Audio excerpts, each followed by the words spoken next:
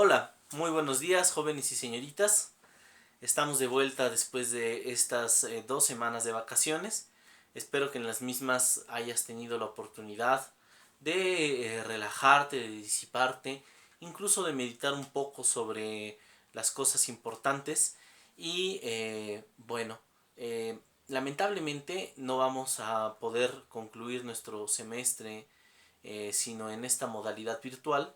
Créeme de todo corazón que yo esperaba poder verte a ti y a tus compañeros de nueva cuenta en el aula, pero bueno, siendo las cosas como son, no nos queda más que tratar de sacarle todo el provecho que podamos a este último tramo de nuestro curso de filosofía. Eh, y por mi parte, pues cuentas con todo mi empeño para tratar de hacer esta modesta contribución para tu formación humana, para tu crecimiento espiritual, si así lo quieres ver. Y bueno, yo sé que cuento también con todo tu empeño para poder concluir esta tremenda tarea que será pues el cierre de nuestro semestre. Así es que, sin más rodeos, te recuerdo que estamos en el segundo parcial de nuestro segundo semestre de la materia de filosofía y que por lo tanto estamos hablando acerca de la estética, es decir, aquella rama de la filosofía que se dedica al estudio del arte y de la belleza. Con anterioridad ya tuvimos la ocasión de hablar acerca de el pensamiento de filósofos clásicos como Platón y Aristóteles que contribuyeron a nuestro conocimiento de la estética con términos tales como la mímesis o copia de la copia en Platón, la catarsis en el caso de Aristóteles, y también pudimos arrancar con un par de filósofos modernos como lo fueron David Hume, que nos habló acerca de cómo la norma del gusto, si bien es subjetiva, es también perfeccionable, y con Emmanuel Kant estudiamos a profundidad las características de nuestro juicio de gusto y también exploramos el concepto de lo sublime. Pues bien, es ahora necesario que continuemos y lo vamos a hacer hablando acerca de Georg Wilhelm Friedrich Hegel. Hegel, como recordarás, el semestre pasado fue un filósofo que renovó el concepto de la dialéctica. La dialéctica, ese pensamiento que había sido planteado por el sabio Heráclito en la antigüedad, uno de los filósofos presocráticos, que nos había dicho que no es posible bañarnos 2 veces en el mismo río, con lo cual quería decir que la realidad es algo constantemente cambiante. Pues bien, Hegel, como pensador idealista, como eh, miembro del idealismo alemán, también quiso plantear, al igual que Kant, la relación entre la realidad y nuestro pensamiento, pero supo hacerlo por medio del pensamiento dialéctico. Y Hegel pensaba que nuestra existencia es una expresión de una existencia superior, de una racionalidad que existe en el mundo, que la religión ha identificado con lo divino, que la religión ha identificado con Dios, pero que él identifica con el término de el espíritu absoluto. Pues bien, este espíritu absoluto, recordarás, es algo así como el protagonista de la historia de la humanidad. La humanidad es algo así como un medio por medio del cual el espíritu absoluto busca conocerse a sí mismo.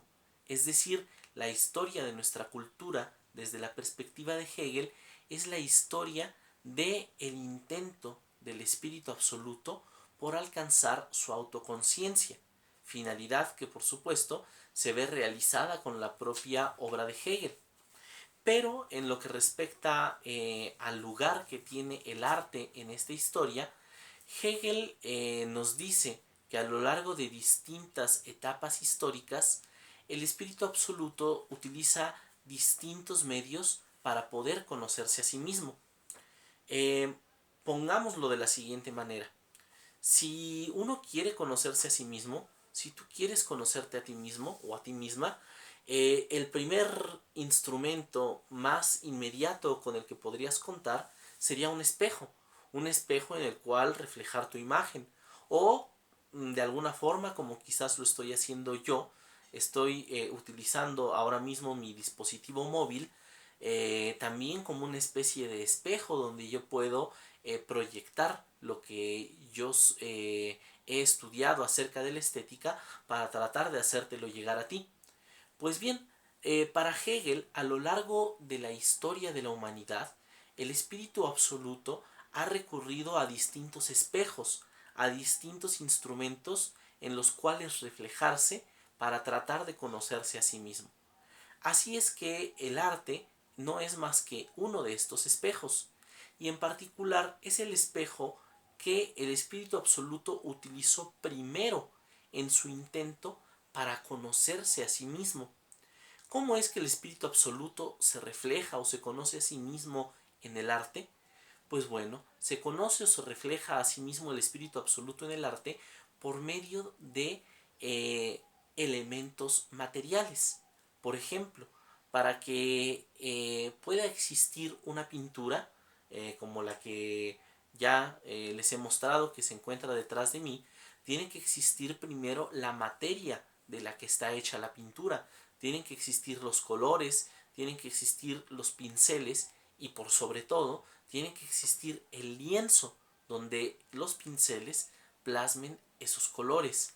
Si nosotros queremos hacer una obra de teatro, necesitamos, bien o mal, una escenografía, por muy sencilla que ésta pueda ser. Necesitamos un escenario, necesitamos actores que puedan interpretar la historia que cuenta nuestra obra de teatro. Es decir, que son imprescindibles los elementos materiales. En la música, para que la música pueda manifestarse, se necesitan los instrumentos.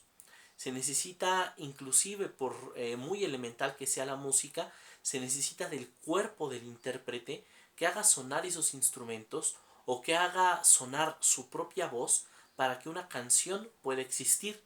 Aún si llevamos la música a sus elementos más elementales, se necesitan cuando menos de dos palmas que puedan llevar un ritmo. Pues bien, incluso si habláramos de un arte que es sumamente conceptual, como lo puede ser la poesía, se necesita de, claro, el papel, el lápiz que puedan registrar esa poesía, se necesita de la voz que pueda incluso improvisar esa poesía, pero también se necesita de la mente, del cerebro, que pueda concebir esa poesía, que pueda pensarla, que pueda apreciarla además de todo. Así es que bien, esto quiere decir que para Hegel el arte es la expresión sensible, la manifestación sensible del espíritu absoluto, es decir, la manera como el espíritu absoluto puede manifestarse de una manera que pueda ser captada por medio de los cinco sentidos. Ahora, eh, al igual que Platón, para Hegel esto tiene una implicación negativa. Esta implicación negativa es que como manifestación del espíritu absoluto, el arte es inferior a otras manifestaciones. El arte, por ejemplo, es, como te había dicho, el primer espejo que utiliza el espíritu para conocerse a sí mismo. Y es además la manifestación que es propia de la cultura antigua, de la cultura clásica, de la cultura de Grecia y de Roma. Para Hegel, los antiguos griegos y romanos crearon un arte magnífico y maravilloso que fue el reflejo del espíritu absoluto por medio de sus esculturas, por medio de sus pinturas, por medio de sus grandes tragedias y de sus grandes poemas líricos, pero a su vez esta manifestación fue superada posteriormente en la Edad Media por una manifestación que ya no dependía tanto de elementos materiales. En la Edad Media, para Hegel, la manifestación del espíritu absoluto fue la manifestación que él mismo alcanzó por medio de la religión cristiana. La religión cristiana llevó al Espíritu Absoluto a alcanzar una forma que ya no era material, sino que era por medio de los sentimientos religiosos, de una manera que ya no necesitaba de la materia, que el Espíritu Absoluto podía manifestarse para los seres humanos. Y todavía en una etapa superior, en la Edad Moderna, para Hegel es por medio de la filosofía, particularmente su filosofía, que el Espíritu Absoluto se hace manifiesto ya no por medio de los sentidos, ya no por medio de los sentimientos, sino de manera directa y perfecta por medio del pensamiento. En la filosofía el Espíritu Absoluto se muestra a los seres humanos tal como es y por medio de ellos llega a su autoconciencia. Por medio de la filosofía y de los seres humanos, el Espíritu Absoluto puede conocerse a sí mismo sin mediaciones, sin nada que cambie su aspecto o que disfrace su verdadera esencia. Así es que vamos a destacar dos elementos para concluir esta explicación acerca de la estética en el pensamiento de Georg Wilhelm Friedrich Hegel. El primero de ellos, que el arte es inferior a la religión y a la filosofía, porque en el arte el espíritu absoluto todavía depende de la materia para hacerse manifiesto, mientras que en la religión y en la filosofía el espíritu absoluto ya no necesita de ningún elemento material para manifestarse. Y el segundo aspecto, que es también muy importante, es que para Hegel el arte clásico era la máxima perfección que podía alcanzar el arte en ningún otro periodo de la historia. Es decir, que en el arte clásico, en el arte de los antiguos griegos y de los antiguos romanos, fue aquella expresión particular en la cual el arte manifestó todas sus posibilidades, manifestó toda la perfección de la que es capaz y agotó por completo lo que el arte tenía que ofrecer al espíritu absoluto para hacerse manifiesto.